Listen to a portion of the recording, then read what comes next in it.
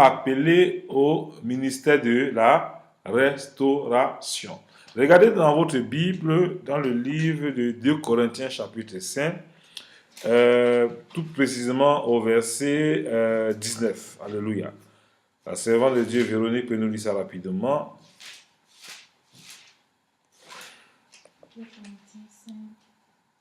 2 Corinthiens 5, verset 19. Je lis au nom du Seigneur. Amen. Car Dieu était en Christ, réconciliant le monde avec lui-même, en n'imputant point aux hommes leur offense. Et il a mis en nous la parole de la réconciliation. Alléluia. Amen. Répète un peu ça, servant de Dieu. Car Dieu était en Christ. Dieu était en Christ, oui. Réconciliant le monde avec lui-même. Réconciliant le monde avec lui-même. En n'imputant point aux hommes leurs offenses. En n'imputant point aux hommes les offenses. Et il a mis en nous la parole de la réconciliation. Il a mis en nous quoi? La parole de la réconciliation. C'est dans 2 Corinthiens chapitre 5, n'est-ce pas? Oui. Au verset 19. Alléluia. Donc nous constatons ici, car Dieu était en Christ. Alléluia. Amen. Dieu était en Christ, réconciliant quoi? Le monde avec lui-même, en n'imputant point aux hommes leur offense. Et il a mis en nous la parole de la réconciliation. Nous faisons donc les fonctions d'ambassadeurs pour Christ, comme si Dieu exhortait par nous. Nous vous en supplions au nom de Christ, soyez réconciliés avec Dieu. Peuple de Dieu, peuple élevé, soleil du monde, lumière du monde, prunelle de l'œil de Dieu. Vous êtes le choix de Dieu. Amen. Vous êtes élus par Dieu. Dieu vous connaît. Dieu vous connaît. Dieu vous a donné le ministère le plus puissant dans le monde, qui est le ministère de la réconciliation. Amen. Dieu veut que nous nous réconcilions avec lui et que nous réconcilions les hommes avec lui. Mais le diable veut que nous vivons dans la division et que nous soyons nous-mêmes divisés à l'intérieur de nous. Dieu voudrait que nous ayons une harmonie. C'est pour ça qu'il a permis que Jésus-Christ vive en nous. C'est pour ça que je disais ici dans Apocalypse chapitre 3, au verset 20, 19 à 20. Vous pouvez me lire ça rapidement. Apocalypse 3, verset 19 à 20. Qu'est-ce que la Bible dit? Je lis au nom du Seigneur. Moi, je reprends et je châtie tout ce que j'aime. Oui, Apocalypse 3. Aie donc du zèle et répands-toi. Apocalypse chapitre 3. Hein? Oui, verset 19 à 20. Je reprends. Moi, je reprends et je châtie. Alléluia. Moi, je reprends et je châtie tout ce que j'aime. Aie donc du zèle et répands-toi. Alléluia. Donc, continue. Voici, je me tiens à la porte et je frappe. Si quelqu'un entend ma voix et ouvre la porte, j'entrerai chez lui, je souperai avec lui et lui avec moi. Alléluia. Amen. Jésus nous donne toujours une opportunité. Il dit, moi je reprends et je châtie tout ce que j'aime. Quand Dieu t'aime, il te châtie. Quand tu aimes un enfant, quand il fait bêtise, tu le frappes. Bon, frapper, entre guillemets. Tu prends le fouet, tu le frappes un peu les petits fesses. Tu dis non, on ne se comporte pas comme ça. Quand Dieu t'aime, il te reprend avec sa parole. Quand Dieu t'aime, il te dit il faut changer. Quand Dieu t'aime, il te dit répands-toi. Tes œuvres ne sont pas bien. Il dit docteur Bruno, aime tes ennemis. Docteur Bruno, prie pour les pasteurs qui te persécutent. Docteur Bruno, fais du bien aux pasteurs qui ne t'aiment pas. Puis docteur Bruno, crois aux pasteurs mais qui ne croient pas en toi. Il dit, docteur Bruno, crois à tes fidèles qui ne croient pas en toi. Docteur Bruno, ce n'est pas ton devoir de les juger. Docteur Bruno, tu dois les porter dans ta prière. Tu dois prier pour eux. C'est là où ta bénédiction viendra.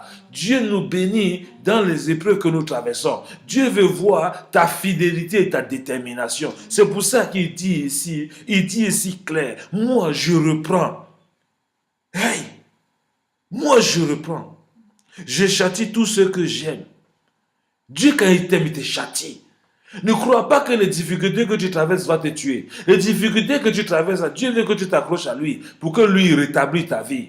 Dieu ne veut pas que toi-même tu fabriques ton histoire, mais il veut que tu viennes à lui, il restaure ta vie, il donne une visibilité à la réussite de ta vie, te donne une visibilité à ton quotidien, te donne une visibilité à ce qu'il est capable de faire pour toi. Il nous a dit qu'il a versé son sang sur la croix, afin que son sang nous protège.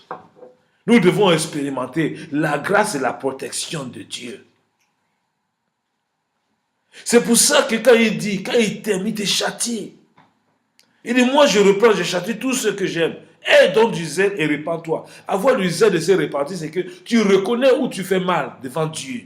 Et tu te mets à genoux. Tu dis, Seigneur, aide-moi à ne pas me décourager. Alléluia. Il m'est arrivé dans mon bureau. Parfois, je suis assis comme ça là. J'ai l'impression que tout est en train de se détruire autour de moi. Dieu me dit, non, ça ne se détruit pas. Je suis en train de voir. Est-ce que quand tout n'ira pas bien, tu vas toujours t'accrocher à moi ou bien tu vas pleurer? Alléluia. Il me dit, accroche-toi à moi, mon fils. C'est moi qui t'ai appelé, c'est pas toi qui t'as appelé. Au moment venu, au moment convenable, tu vas traîner le troupeau qui ont besoin d'un berger. Alléluia. Il dit qu'un berger reste un berger. Les brebis tournent, mais ils reconnaissent la voix de les bergers. Alléluia. Donc la voix du berger reste dans ta position. Les brebis recherchent les bergers. Alléluia. J'ai dit, Seigneur, je me répands parce que je promenais déjà les regards inquiets. Je me répands. Et Dieu me restaure. Et j'ai la joie. Alléluia. Aie donc du zèle et répands-toi. Il dit, voici, je me tiens à la porte et je frappe. Si quelqu'un entend ma voix ce soir à la maison de vainqueur, ouvre la porte de ton cœur. J'entre chez toi. Je souperai avec toi et toi avec moi. Celui qui vaincra, je le ferai asseoir avec moi sur mon trône. Et Dieu te dit, si tu vaincres dans ce monde, il va te faire asseoir sur son trône avec toi. Alléluia. Si tu es sur le trône de Dieu, tu es sur le trône de protection. Si tu es sur le trône de Dieu, tu es sur le trône de commandement. Si tu es sur le trône de Dieu, tu es sur le trône de réussite. Si tu es sur le trône de Dieu, tu es sur le trône d'assurance. Si tu es sur le trône de Dieu, tu es sur le trône des fruits de l'esprit. Et quand tu as le fruit de l'esprit, tu t'assois et tu vois le diable t'attaquer et tu vois Dieu en train de te défendre avec tes anges. Alléluia. Il dit bien au verset 21, celui qui vaincra, je le ferai asseoir avec moi sur mon trône, comme moi j'ai vaincu et me suis assis avec mon Père sur son trône. Alléluia. Amen. Jésus a vaincu ici. Amen. Il t'a dit la même façon qu'il a vaincu, sois mon imitateur. Dis après moi, je suis imitateur de Jésus-Christ. Je suis imitateur de Jésus-Christ. Alléluia. J'ai une bonne nouvelle pour vous. Si vous dites que vous êtes imitateur de Jésus-Christ, acceptez qu'on donne le faux témoignage sur vous. On a dit que Jésus était prince des démons. Il s'est défendu. Alléluia. On va dire des choses injustes sur vous. Mais endurez cela. C'est comme ça. Après cet endurance, vous allez vous asseoir sur le trône. Amen. Pour s'asseoir sur le trône, il faut passer dans les difficultés. Pour t'asseoir sur le trône, il faut passer dans l'incompréhension. Pour t'asseoir sur le trône, il faut vivre des difficultés. Mais ces difficultés, Dieu va t'enlever là-bas. Parce que Jésus-Christ est passé par là. Comme Jésus est passé par là, tu vas passer par là. Celui qui veut suivre Jésus-Christ doit porter sa croix. Alléluia. Pour arriver au trône, il faut passer par la croix. on ne voit pas le trône sans passer par la croix. Il y a des gens qui veulent le trône sans la croix. C'est un mensonge. Le trône de Dieu, on passe par la croix. La croix, c'est les difficultés. La croix, c'est l'incompréhension. La croix, c'est là que tu as l'impression que rien ne va marcher pour toi. Dieu te dit, tiens, ça va marcher. Amen. Jésus-Christ avait dit, s'il était possible, Seigneur, éloigne-moi ces coups. Bien-aimé, bien-aimé, quand Dieu t'aime, il te reprend, il te dit, aie du zèle, répands-toi là où tu fais mal. Il nous arrive souvent des difficultés. Tu te poses la question, est-ce que Dieu t'entend? Il nous entend. Alléluia. Quand le diable a pris Jésus, il a mis sur la montagne. Il a dit, prosterne-toi, je vais te faire tout le monde là, je vais te mettre ça à tes pieds. Alléluia. Est-ce que vous voyez que le diable a la capacité de transporter quelqu'un? Il nous transporte toujours en pensée tous les jours. Il te dit, si seulement tu te livres un peu à moi, je vais te donner tout ce que tu veux. Alléluia. Et quand on cède à ces gens de tentation, il acclame, il nous a gagné. Alléluia. Jésus lui-même était tenté. Il était tenté, mais il a vaincu le diable. Nous aussi, nous devons être tentés. Mais c'est à nous de vaincre les tentations. Amen. Mais Dieu dit ce soir, là où tu as succombé, répands-toi. Reviens dans ta position d'autorité. Alléluia. Amen. Donc, il y a une possibilité de revenir dans ta position en te repentant. Ne laisse pas le diable voler ta gloire à venir.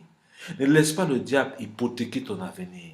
Dis au diable, tu es un menteur. Dis ce soir au diable, tu es un menteur. Tu es un menteur. Mon Seigneur, il est vivant. Mon Seigneur est vivant. Il me dit encore ce soir qu'il est avec moi. Il me dit encore ce soir qu'il est avec moi. Alléluia. Amen. Dieu ne t'abandonnera jamais. Celui qui vaincra, je le ferai asseoir avec moi sur mon trône. Comme j'ai vaincu et me suis assis avec mon Père sur son trône. Que celui qui a des oreilles entende ce que l'Esprit dit aux églises. Donc c'est l'Esprit qui peut te faire comprendre ce que je suis en train de dire ce soir. C'est pour ça que je vous dis, ranimez le Saint-Esprit à vous, n'attristez pas le Saint-Esprit à vous. On attriste le Saint-Esprit par le péché. On attriste le Saint-Esprit par le manque de fruit de l'Esprit. Quand on marche dans la médisance, quand on marche dans les calomnies, quand on marche dans l'incompréhension, quand on marche sans la foi, le diable vole notre destinée. C'est pour ça que notre esprit doit toujours être éveillé. Va toujours être éveillé pour rester que nous soyons toujours des vainqueurs. Dieu veut que nous restions avec une attitude des vainqueurs. Quand Dieu m'a donné le nom de ma mission qu'il m'a confiée, la maison des vainqueurs, c'est pour dire, en fait, il y a le combat tous les jours. Il y a des combats. Mais nous devons rester vainqueurs. Quand on dit maison de vainqueurs, Maman Julie, quand on dit maison de vainqueurs, il faut qu'il y ait un combat comme ça. Pour que maison de vainqueurs soit debout, il faut qu'il y ait un combat. On va dire, ah, non, c'est des vainqueurs. On a cru que les gens là étaient finis. Non, ils sont tous debout. Non, ils ont un Dieu. Alléluia. Quand tu vas dans cette maison-là, la parole que tu entends, tu n'as pas l'habitude d'entendre ça ailleurs. C'est ça, maison de vainqueurs. Cette parole te fortifie. Cette parole t'équilibre. Cette parole te donne l'assurance. N'oubliez pas, il nous a dit dans 1 Corinthiens chapitre 13, verset 13, que quoi? Toute chose passera, même ma parole les prophéties passeront. Qu'est-ce qui passera? 1 Corinthiens 13, verset 13, lisez ça rapidement. 1 Corinthiens 13, verset 13. La parole de Dieu va demeurer toujours. Alléluia. Maintenant donc, ces trois choses demeurent. La foi, l'espérance, l'amour. Mais la plus grande de ces choses, c'est l'amour. Alléluia.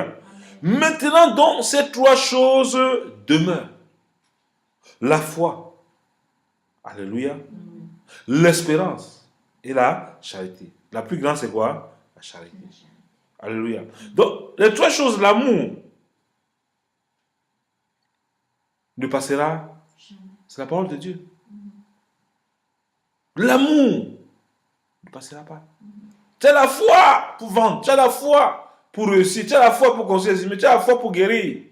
Mais la chose qui va rester, c'est quoi? Non, non, non, jamais ne La parole de Dieu. Non, non, non, jamais. Ce que Dieu a dit s'accomplira toujours. Alléluia. Amen. Donc lorsque nous revenons dans 1 Corinthiens 5, c'est 1 Corinthiens 5, 2 Corinthiens 5, oui. 2 Corinthiens 5, verset, alléluia, verset 19. Nous revenons, car Dieu étant en Christ, réconciliant le monde avec lui-même et n'impute point aux hommes leur offense. Il a mis en nous quoi? La parole de la réconciliation. La parole de la réconciliation, c'est la restauration. Dieu n'a pas envoyé son Fils dans le monde pour condamner le monde. Mais il a envoyé sa parole, il a envoyé son Fils pourquoi? Pour réconcilier le monde avec lui, le Créateur. Donc, tous ceux qui ont péché, tous ceux qui sont en dehors de la volonté de Dieu, tout ce qu'ils ont besoin, c'est de recevoir Jésus-Christ et se réconcilier avec Dieu. Tout ce qu'ils ont fait, Dieu pardonne. Dieu oublie. Et Dieu commence une nouvelle aventure avec eux. C'est pour ça qu'il dit, car Dieu étant en Christ, réconciliant le monde avec lui-même, et n'impute. Imputer veut dire quoi? Il ne t'impute pas tout ton passé, toutes tes fautes. Il dit, et n'imputant point aux hommes leur offense. Tout ce que tu as fait, Dieu ne t'impute pas quand tu viens à lui par Jésus-Christ. Et il a mis en nous quoi? La parole de la réconciliation. Donc tu ne peux pas aller à Dieu sans passer par son Fils. Son Fils a payé le prix afin que l'humanité soit sauvée par lui. C'est le chemin qui peut t'amener à Dieu en effaçant ton passé. Ce n'est que lui qui peut restaurer ta vie et te donner un avenir plein de grâce et d'espérance. C'est pour ça que nous devons tous nous accrocher à Christ pour qu'il renouvelle notre vie. Quand nous n'avons pas une vie renouvelée, nous vivons une vie chétive. C'est pour ça que je vous parlais ici que nous devons désirer la parole, le lait non frelaté qui est la parole de Dieu, pour qu'elle nous aide à grandir. Beaucoup des enfants de Dieu ne grandissent pas parce qu'ils n'ont plus la parole, ils vivent des prophéties. Et quand tu vis des prophéties, tu es perdu. C'est la parole de Dieu qui t'est bâtie. Alléluia. La parole de Dieu ne passera jamais. Alléluia. Les prophéties passeront. Toutes ces choses passeront. Mais la parole de Dieu ne passera pas. Hein. C'est pour ça qu'il est important de s'accrocher sur les promesses de Dieu. Les promesses de Dieu pour ta vie, c'est quoi? En Belgique, Dieu t'a dit quoi en Belgique? Dieu t'a dit quoi dans ces nations? Il t'a dit tu mangeras quoi? Les meilleures productions du pays. Pour manger les meilleures productions du pays, il faut passer par quoi? Il faut passer par le feu. Et par le feu et la mise en pratique de la parole de Dieu. Et si tu ne mets pas la parole de Dieu en pratique, qu'est-ce qui va te donner ta victoire? Le Dieu ne peut pas te donner la victoire, il va te faire tourner en rond. Je vous ai dit quoi? Que le peuple de Dieu est resté 400 ans en captivité à cause de quoi? De leur désobéissance. C'est tout. Mais Dieu veut nous restaurer par Christ pour que nous puissions entrer dans la gloire qui est pour nous. C'est pour ça qu'on dit que les prostituées vont nous dévancer. Alléluia. Vous voyez aujourd'hui une prostituée s'est convertie. 2 mois, 6 mois après, elle est mariée. On dit, elle est venue à l'église pour être mariée, non? Dieu a oublié son passé. Hein? Elle a commencé une nouvelle affaire, elle est mariée. Toi qui es là depuis que c'est saint, tu sais comment tu attaches les gens dans ton cœur. Tu sais comment tu as la méchanceté. Tu ne dénoues pas les gens. Et quand Dieu veut te visiter, il voit que non, tu n'es pas prêt, il n'est pas en toi. Quand ton mari vient, il part de côté, il va rencontrer la personne qui est prête. C'est pour ça que quand tu vois les gens qui se répandent, ils avancent facilement. Quelqu'un qui marche dans une repentance, il y a une grâce dans sa vie. Alléluia. Mais les gens qui n'avancent pas, ils marchent avec des servitudes. Ils attachent. Il y a des gens attachés dans le cœur. Ils vont dire, mais pasteur, comment j'attache les gens? Quand tu passes le temps à miner les rancœurs, ce qu'on t'a fait, tu es capable de rappeler ce qu'on t'a fait il y a 20 ans. Qu'est-ce que tu veux que Dieu fasse avec toi? Dieu dit, venez à moi, vous tous qui êtes fatigués et chargés. Je vous donnerai du repos. Toi-même, tu refuses du repos. Toi-même, tu attaches les gens dans ta vie. Dieu veut te restaurer. Donc tu dis non, ton attitude, ça te plaît. Qui te laisse comme ça. Non, tu dis, Dieu veut, viens, je te restaure. Tu dis, non, Seigneur, c'est bon, laisse-moi me porter ça. Moi encore, j'ai encore ça, ça me fait encore mal. Jésus dit, mais si ça te fait encore mal, comment je peux remplacer ce que le diable a endommagé dans ta vie? Il y a des femmes ici, ils vont à l'église, ils te disent, non, il y a telle soeur, tu vois, la soeur là, c'est elle qui a gâté mon mari, c'est elle qui a gâté mon foyer. Ils ont ça dans leur cœur. Et ils viennent à l'église, ils prient. Vous voulez que Dieu fasse quoi pour vous quand vous avez encore les rancœurs contre quelqu'un qui a détruit votre foyer? Venez à Dieu et pardonnez vos ennemis et laissez Dieu combattre vos ennemis. Dieu ne vous a jamais dit de combattre vos ennemis. Arrêtez de mener un combat qui ne vous appartient pas.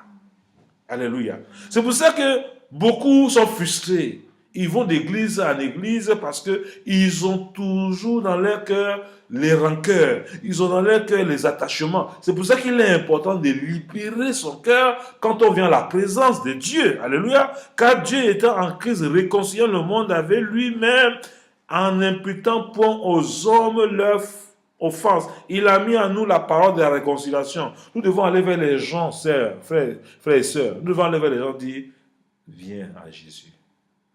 Ma soeur, quand ta soeur se plaint auprès de toi, ton frère, tu dis, laisse ça à Dieu. Dieu est venu pour que tu laisses ça, pour qu'il gère. Pourquoi toi-même tu veux porter des problèmes qui ne t'appartiennent pas? Oh non, parce qu'il a fait ceci. Oh, tu dis, oui, il a fait tout. Mais Jésus est mort pour toi. Expérimente la restauration en Jésus. Alléluia. Expérimente la bonté de Jésus. Alléluia. C'est important de communiquer la réconciliation que d'amener nos gens à la division. Alléluia. Je me souviens, je suis resté ici, il y a un pasteur qui est venu me voir. Il dit, ah, tel pasteur m'a fait ça, tel pasteur m'a fait ça. Il dit, oui, il t'a fait tout ça. Pardonne-le. Pardonne-le. Confie ça à Jésus. Si tu ne peux plus le voir, oui, c'est mieux de ne pas le voir, mais ne parle plus de lui. Mais prie dans ton secret que Dieu pense tes blessures. Quand tu vas penser tes blessures, Dieu va permettre que vous vous rencontrez dans un couloir pour te tester, pour voir si tu peux le saluer. Si tu ne peux pas le saluer, tu sais que tu ne peux pas encore guérir.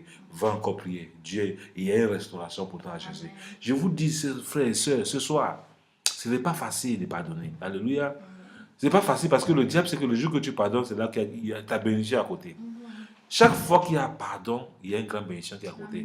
Mais le diable ne va jamais faire que tu as dans ta bénédiction parce qu'il va te maintenir dans le manque de pardon. Quand tu veux amener les gens à la réconciliation, dis pardonne tout ce que les gens t'ont fait. Qu'est-ce que c'est? Qu'est-ce que ta femme t'a fait? Pardonne-le, mon frère. Si tu n'arrives pas à pardonner, Dieu ne peut rien faire avec toi. Dieu marche avec le pardon infini. Dieu ne veut pas que tu attaches quelqu'un dans ta vie. Dieu ne veut pas que tu portes quelque chose dans ton cœur. Dieu veut que tu sois comme un enfant. Il dit, soyez imités, soyez comme les tout petits enfants. Parce que les enfants, quand tu as fini de châtier ton enfant, il vient t'embrasser. Ah papa, je veux le bonbon. Il oublie ce que tu l'as fait. Parce qu'il sait que c'est pour ton bien. Mais si toi, tu parles à quelqu'un, quelque chose qui ne plaît pas, non. Si ça ne plaît pas, non, il ne te dit rien. Sur le dos, il commence à raconter, c'est parce qu'il ne sait pas ce qu'on appelle le pardon. Toi, qui comprends ce que c'est le pardon, ne considère pas ce qu'il fait, pardonne-lui en avance. Comme Jésus-Christ nous pardonne, il attend toujours que nous grandissons et que nous reconnaissions que tout ce que nous faisons, ce n'est pas bien. Il est toujours prêt à venir nous défendre et aller vers le Père avec nous et nous amener dans le trône de Dieu. Alléluia. C'est pour ça que nous ne devons pas perdre cette vie de notre Père. Alléluia. Le trône, là, c'est pour nous. Le règne, c'est pour nous. La puissance, c'est pour nous. L'élévation, c'est pour nous. Alléluia. Nous ne devons pas mendier le pain. Le pain que Dieu a créé, c'est pour nous. Alléluia. La bonne vie, c'est pour nous. Les bonnes choses, c'est pour nous. Nous ne devons pas courir après ces choses. C'est ces choses qui vont courir après nous. Dieu dit, cherchez premièrement le royaume des cieux et la justice. Le royaume de Dieu et la justice, c'est ça. Quand il dit, nous faisons donc les fonctions d'ambassadeurs pour Christ. Est-ce que nous sommes ambassadeurs pour Christ? Un ambassadeur, je sais qu'en Afrique, quand tu es ambassadeur, les gens te respectent. Pourquoi? Parce que c'est toi qui donnes le visa pour les gens qui viennent dans leur pays. Alors, Dieu te dit, c'est toi qui donnes le visa aux gens pour aller au trône. Amen. Amen. C'est plus que le visa des nations. Le visa des trônes, là, ça veut dire qu'il n'y a pas de race. Ta vie doit être une vie de restauration. Une vie d'ambassadrice. Tu dois être ambassadrice de Christ, pour Christ. Être ambassadrice pour Christ veut dire que tu communiques l'amour là où il y a les ténèbres. Tu communiques l'amour là où il n'y a pas de joie. Tu communiques la communication là où ça n'existe pas. Tu communiques la transparence là où ça n'existe pas. Tu communiques la joie de vivre là où ça n'existe pas. Tu es quelque part, on doit savoir que tu es une ambassadrice, que tu représentes un royaume là où tu te trouves.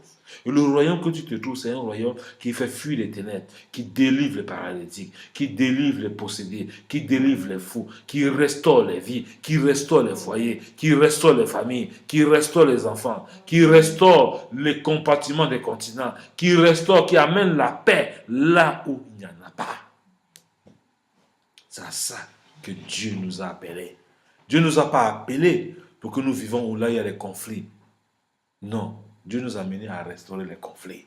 C'est ça, être ambassadrice, ambassadeur. C'est très important de prendre conscience. Vous imaginez, un ambassadeur va dans un buisson, il commence à boire comme tout le monde, il fait du bruit comme tout le monde. Qui va croire lui? Si un ambassadeur, vous voyez un ambassadeur, se mélanger avec tout le monde, il fait même plus pire que tout le monde. Il représente quel royaume? Il représente quoi? Vous avez vu un policier en tenue aller boire dans un bar et saouler? Non. Pourquoi? Nous ne sommes plus que des policiers. Nous sommes des ministres de Dieu. Nous avons une tenue vestimentaire. Nous devons être toujours propres. Notre façon de parler doit être accompagnée d'actions de... Nous devons veiller à ça. Là où on tombe, on se répand. Alléluia. On revient au Seigneur pour que Dieu nous donne la force de marcher comme lui, il veut. Ce n'est pas évident. C'est pour ça qu'il dit toujours qu'il y a le pardon permanent. Pour que là où on est tombé là, qu'on ait du courage de se repentir et avancer avec lui. Qu'on ait du courage. Alléluia. Maison de vainqueur. Tout est possible à celui qui croit. Tu crois, tu vas avancer avec Dieu. Tu ne crois pas, le diable va t'empêcher d'avancer. Personne ne peut t'empêcher d'avancer. C'est toi-même qui peux permettre que le diable t'empêche d'avancer. Parce que si tu vas au trône, le diable ne peut pas arriver au trône. Quand Jésus est allé aux enfers, il a pris la clé de puissance de la mort entre les mains du diable. C'est pourquoi l'esprit de mort ne servit pas l'église. L'esprit de mort ne peut pas servir dans ta famille. L'esprit de mort ne peut pas te suivre à ton emploi parce que tu as la clé contre l'esprit de mort. Tu as la clé contre les envoûtements. Tu as la clé contre la sorcellerie. Tu as la clé contre le célibat. Tu as la clé contre les maladies. Tu as la clé contre la pauvreté. Tu as la clé en tout. C'est à toi de savoir manier la clé qu'il faut pour ouvrir cette porte et avoir ton succès. Tout est entre tes mains. Tout est entre tes mains. Tout est accompli à la croix. Amen. Jésus est assis sur son trône, le trône de Dieu. Il intercède pour toi et moi. Chaque fois que tu t'identifies à Christ, tu es assis sur le trône. Pour que le diable puisse t'avoir, il faut qu'il enlève Jésus sur le trône. S'il ne peut pas enlever Jésus sur le trône, il ne pourra pas t'avoir. Au nom de Jésus. Amen.